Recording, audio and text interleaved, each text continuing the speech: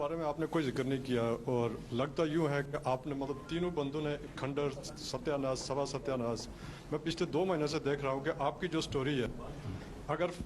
Oil minister یہ کہے کہ ہمارے پاس زہر کے پیسے نہیں ہیں تو اگلے دن آئل کمپنیز کی LCs بند ہو جاتی ہیں یا کھلنا رکنا شروع ہو جاتی ہے. جب فائنانس منسٹر یہ کہے کہ ہمارے 6.4 ٹریلین کا ڈیفیسٹ آ رہا ہے تو اس کے بعد آپ 2 مہینے میں آپ نے پوزیشن چینج کر کے آپ 5 ٹریلین کے اوپر آ گئے, اس سے بھی میرا خیال ہے نیچے ہوگا. تو آپ کے خیال میں آپ لوگوں کے بیانوں کی صورت میں ہم غلط میسج دنیا کو اور اپنے لوگوں کو نہیں دے رہے اور جس کی وجہ سے مزید ستیہ ناش یا سوا ستیہ ناش ہو رہی ہے؟ نہیں, دیکھیے میں گزارش کرتا ہوں کہ وہ جو میں نے گزارش کری تھی کہ 5600 ارب روپے کا ڈیفیسٹ تھا جو کہ وفاق کا تھا, اور اس کے اندر جو اس وقت تخمینہ تھا اور اس کے اندر لائک آئی سیڈ کہ 500-600 ارب روپے کا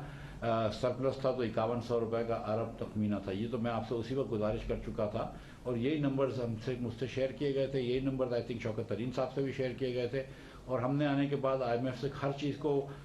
کھلی طریقے سے شیئر کیا, کوئی چیز ہائڈ نہیں کری تاکہ کوئی ٹرسٹ ڈیفیسٹ نہ رہے بٹوین ہم اینڈ IMF. اور اسی وجہ سے اللہ کی مہربانی سے ہم IMF کو واپس ری انگیج کر چکے ہیں. ہمارا مقصد یہ خدا نخواستہ نہیں ہے کہ ہم اپنے ملک کی برائی کریں, بالکل ایسا وہ خان صاحب جو کرتے تھے کہ وہ ایماندار ہیں اور باقی سب چور ہیں, اور اب یہ بات تو خیر الٹی ثابت ہو گئی. لیکن ہمارا مقصد یہ بالکل نہیں ہے, لیکن ہم کو یہ بات بھی عوام کو بتانا ضروری ہے کہ اگر جیسے خرم دستگیر صاحب نے کہا کہ اگر آج لوڈ شیڈنگ ہو رہی ہے تو اس کی ایک وجہ یہ ہے کہ ٹریمو کے اندر 2 سال سے پلانٹ تیار پڑا ہے, دنیا کا ایفیشینٹ ترین, لیکن وہ چلا نہیں ہے. کروڑ کا ہائیڈرو پاور پروجیکٹ آج ریڈی تھا, ہو جانا چاہیے تھا, نہیں چلا ہے. اسی طرح